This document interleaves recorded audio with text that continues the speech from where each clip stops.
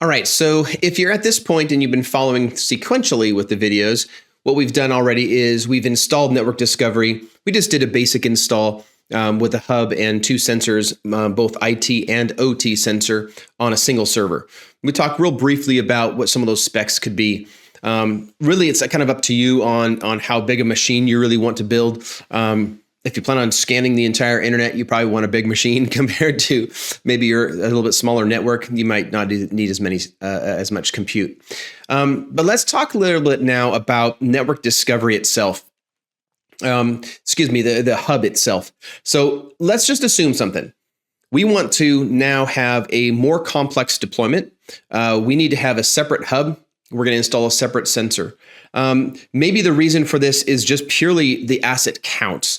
We need more than one sensor deployed. We have a lot of assets in the environment. Let's just assume that we've got, 20,000, 50,000, 100,000 assets, whatever it might be. How do we do this? How many assets can even be scanned by a single sensor, to help us load balance maybe, or whatever it might be. So let's address some of these things. Some of the asset count detail based off of this for the sensors, we're going to be looking at under the sensor video here. We're going to do in just a minute. But the hub, let's address first of all the hub, because the sensors communicate directly with that hub server. What are some of those limitations of the hub? First of all, and you're going to hear me say this over and over, because it's something that we really see a lot here at Lansweeper on the support team. Ports. Are ports open?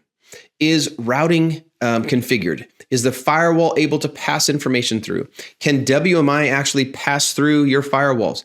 If you're scanning through VPN, by default, a lot of times people turn off WMI from being able to scan through a VPN because of security standards or security risks. So just making sure that those the communications can pass around the network from that hub and those sensors is really important. You're going to hear me say this throughout all of these videos. So making sure that the communication can happen around the network, communication specifically between the hub and the sensors can actually happen. Those ports need also, that port needs to also be open to make sure that proper communication between those ports are available. And then lastly too, for that hub to function, that hub needs to be able to communicate properly up to the cloud. So here we are in the community. We referenced the Network Discovery Requirements KB article. We can see here the different URLs that are needed in order to communicate up to the cloud. We discussed that. Again, you can pick and choose which one of these is best for you based on where you're hosting when you created your site. Make sure that has been configured. Something that's not mentioned on here is important. Is making sure that hub communicates over to the port. The port is available between the hub and the sensor. 59525 is the port number. So making sure that has been configured as well and is allowed to route around the network.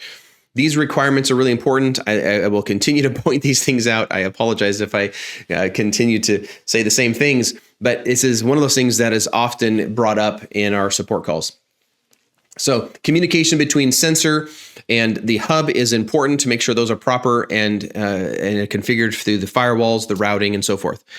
Let's talk about the strength of and the workhorse component. The hub is really the workhorse. It's the piece of Lansweeper that does a ton of work, a ton of communication. Where the sensors are out looking and gathering information, that sensor puts that information into the hub, and that hub then is what's really going through that, pushing that up to the cloud, processing and doing what it needs to do. So when we look about this, the question that we really should be looking at is, how many sensors can any single hub have? And is there a limit of how many assets really a single hub can manage? The answer to this and many things inside of Lansweeper is it kind of depends. So when we're talking about the number of sensors, it is best to keep the sensor load to about 10 sensors per hub. And each of those sensors, which we'll talk in more detail again, would have roughly 5,000 assets per server is really kind of the limit. You can easily go beyond that. The challenges then become when you start, the challenges end up becoming that the amount of time it takes for the asset to be discovered and that information to become available inside of the Lansweeper platform.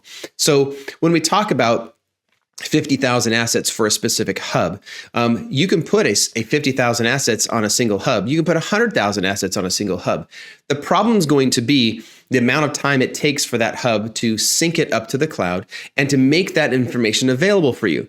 So if you have too many assets, it can actually cause some delays in actually getting that information to you. So we like to, give our customers a little bit of window here of data, time it should take before the information should become available. So if you're talking about the large volumes of, if you're gonna let's say max out the recommendation of 50,000 assets for a single hub, just realize if servers, the sensors are built properly, that could take a half hour to maybe 45 minutes for a discovery action to start and for all the information to start being brought into your cloud-based environment. So just realize there's a lot of variations that go into this, but those numbers are rough numbers. So 10 sensors, roughly 50,000 assets or 5,000 assets per scan server.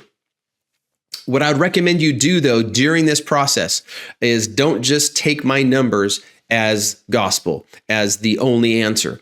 Let me just demonstrate real briefly here in one of my labs what I'm kind of talking about here. So here's the lab that we deployed Lansweeper to. I've got this syncing up to the cloud. I've got lots of scan targets that are configured on this server.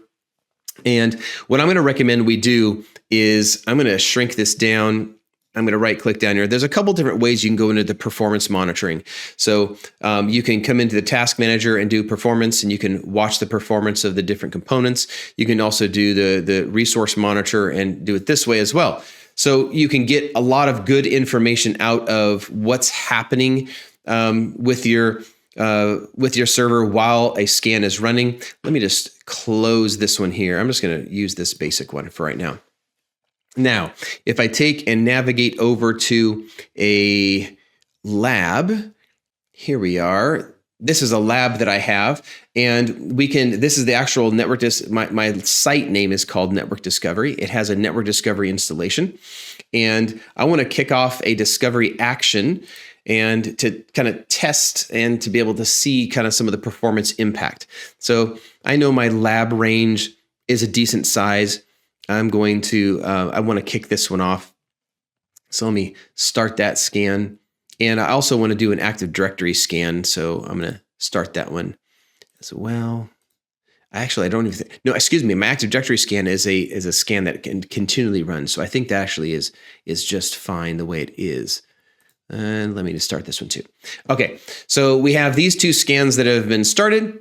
And here's my performance that I can see that's happening on my server for my scanning. If I go back into Lansweeper, and I'm going to see my discovery queue,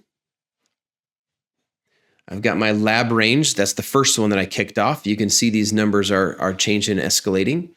I've got 444 targets, 66 are in process. I can expand this out and be able to see these details. If I shrink that back up, we should see in just a moment, my other one will pop in here as well.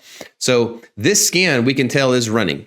We've got several things that are running on here. We're fully maxed out. 100 concurrent scans are happening in my queue right now.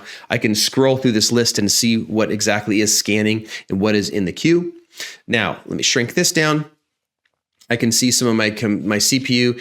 Again, this is not a lot of bandwidth for what's going on and trying to do all the scanning. Now, remember, this is a single install that both has the hub and the sensor installed. So honestly, when I'm looking at my installation here, and I have 4 processors on this with dual sockets, it's really a decent machine, and it's not like it's overtaxed or anything. So I've got 4 gigs of RAM on here, if I remember correctly, 4 gigs of RAM, and it's not like it's really maxed out either. Excuse me, I have 6 gigs of RAM.